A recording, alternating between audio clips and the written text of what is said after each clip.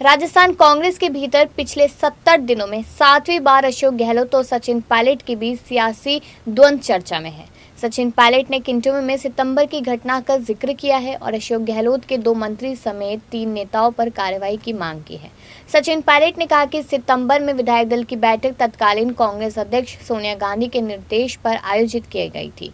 अब यहाँ पर देखा जाए तो मीटिंग में 81 विधायक नहीं आए और इतना लंबा समय बीत जाने के बाद भी इस मामले में कार्रवाई नहीं हुई। पायलट ने आगे कहा कि स्पीकर सीपी जोशी ने हाल ही में हाईकोर्ट में हलफनामा दाखिल किया है और कहा कि 81 विधायकों ने मर्जी से इस्तीफा नहीं दिया था। हाईकमान ने इस बात की जांच कराई कि किसने ये दबाव विधायकों पर डाला था। अब देखा जाए आगे तो सचिन पायलट कहते नजर आए कि 25 साल में सरकार बदलने की परंपरा चली आ रही है। ऐसे में हाईकमान भी कह चुका है कि वो फैसला करेगा, लेकिन देखा जाए आगे तो यहाँ पर कैसे आगे बढ़ना है ये तय नहीं हो पा रहा। अगर परंपरा बदलनी है तो जल्द फैसला लेना ही होगा। सोनिया गांधी के निर्देश पर मल्लिकार्जुन खड़गे और अजय माकन ऑब्जर्वर बनकर जयपुर गए थे। जयपुर में मुख्यमंत्री आवास पर शाम 7 बजे विधायक दल की बैठक बुलाई गई थी। मीटिंग जब शुरू हुई तो 80 से ज्यादा विधायकों ने आने से इनकार कर दिया। ऑब्जर्वर मुख्यमंत्री आवास पर बैठे रहे और सभी बागी विधायक शांति धारीवाल के घर पहुंच गए। यहाँ से रात 11 बजे के करीब विधायकों ने स्पीकर जोशी को इस्तीफा भेज दिया।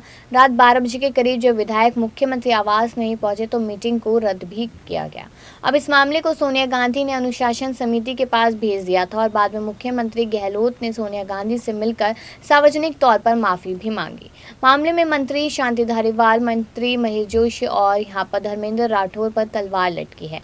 राजस्थान में अनुशासनहीनता नेताओं पर यहाँ पर कार्रवाई नहीं होने की वजह से ही प्रभारी महासचिव अजय माकन ने इस्तीफा भी दिया।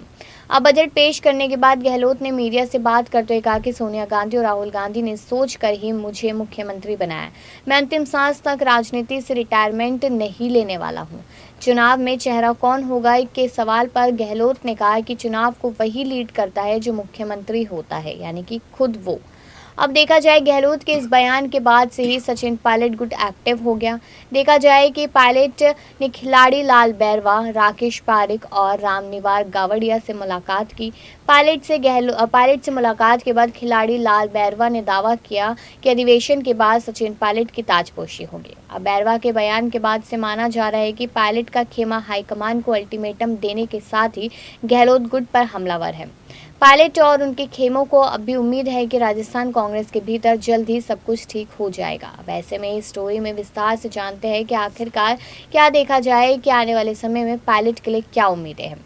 सबसे पहली बात, रायपुर अधिवेशन का इंतजार। भारत जोड़ो यात्रा के बाद कांग्रेस ने 26 फरवरी को रायपुर में अधिवेशन का आयोजन किया है।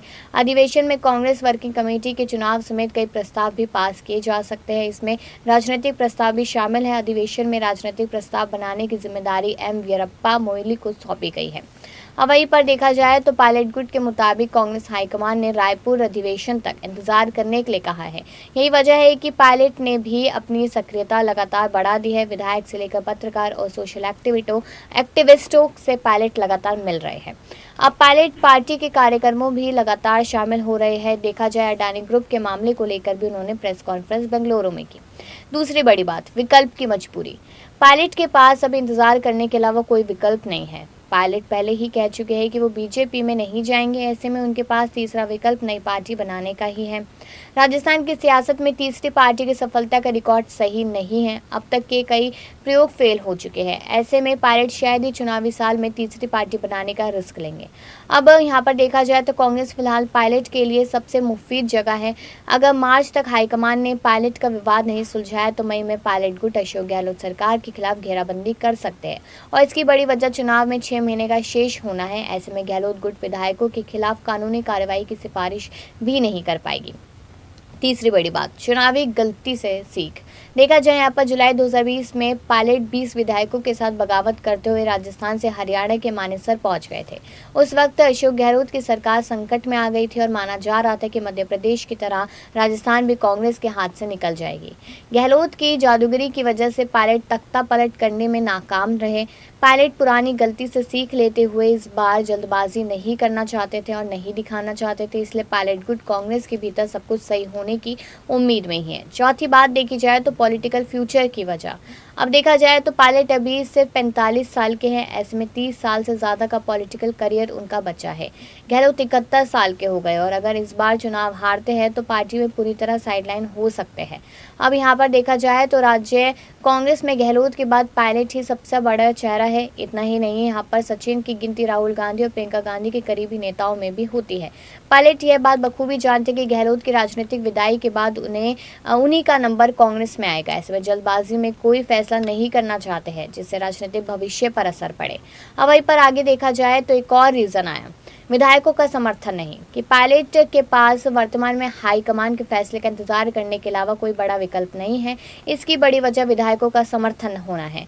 और देखा जाए यहाँ पर तो विधायक जुलाई 2020 में जब पायलट मानेसर के रिजॉर्ट में अपने करीबियों को लेकर गए थे, उस वक्त उनके साथ सिर्फ और सिर्फ 20 विधायक थे और गहलोत की सरकार फिर बच गई थी। अब गहलोत गुट कई मौकों पर 100 से ज़्यादा विधायकों के समर्थन का दावा कर चुकी है। ऐसे में इन विधायकों के विश्वास के लिए कोई फैसला लेना भी हाईकमान के लिए आसान नहीं है। गहलोत को मुख्यमंत्री की कुर्सी से हटाना, देखा जाए यहाँ पर तो गहलोत मुख्यमंत्री रहते 2003 और 2013 में विधानसभा का चुनाव हार चुके हैं। 2003 में कांग्रेस 55 सीटों पर सिमट कर रह गई थी, जबकि 2013 में पार्टी को सिर्फ 21 सीटें ही मिली थी।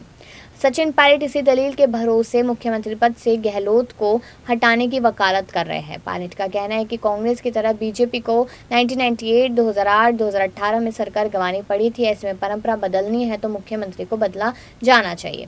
अब पायलट को मुख्यमंत्री बनाना, देखा जाए तो पेज सिर्फ गहलोत के मुख्यमंत्री कुर्सी से हटाने तक का नहीं है। पायलट गुट सचिन को यहाँ पर मुख्यमंत्री बनाना भी चाहती है। पायलट गुट का तर्क है कि 2018 में मध्य प्रदेश और छत्तीसगढ़ में प्रदेश यहाँ पर देखा जाए तो मुख्यमंत्री बनाया गया था, लेकिन यहाँ पर राजस्थान मामले में इस फॉर्मूले को नहीं माना गया। ऐसे में हाईकमान पायलट को अब सीएम बनाकर इस गलती का सुधार कर सकती है।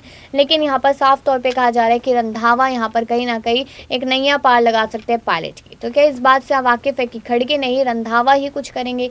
इस पर राय जरूर दीजिएगा और बाकी राजस्थान के विषय में मैं बात जयपुर में कर चुका हूँ, बेंगलुरु में इसके बारे में बात नहीं करना चाहता हूँ, लेकिन इतना ही कहना चाहता हूँ आप लोगों को।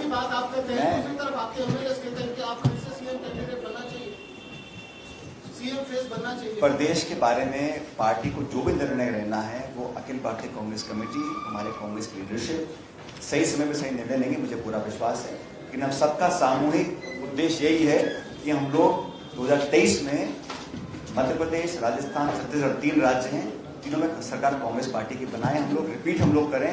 और मैंने अपने सुझाव पार्टी को दिए हैं, सही समय पे सही निर्णय लेंगे, ऐसा मुझे लगता है। अक्सर पार्टी की लीडरशिप तो ये कहती है कि राजस्थान में सब कुछ ठीक है, लेकिन हम देखते हैं कि आपको तो उसी भी नहीं। हम सबका सामूहिक यही है कि हम ये परिपाटी जो 30 साल से आ रही है ना, कि 5 साल भाजपा, 5 साल कांग्रेस, इस परिपाटी को तोड़ना है।